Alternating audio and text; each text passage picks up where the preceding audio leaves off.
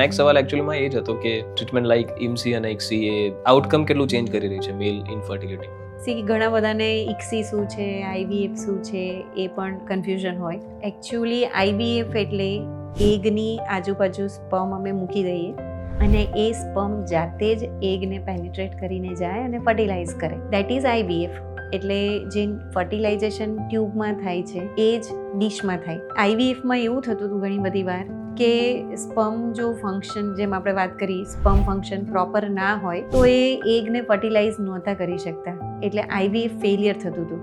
એટલે એની સામે હવે જે છે ઇક્સી થાય છે, જેમાં ઇક્સી મશીન હોય જેનાથી સિંગલ સ્પર્મને પકડીને આપણે એગની અંદર એન્ટર કરાવી દઈએ.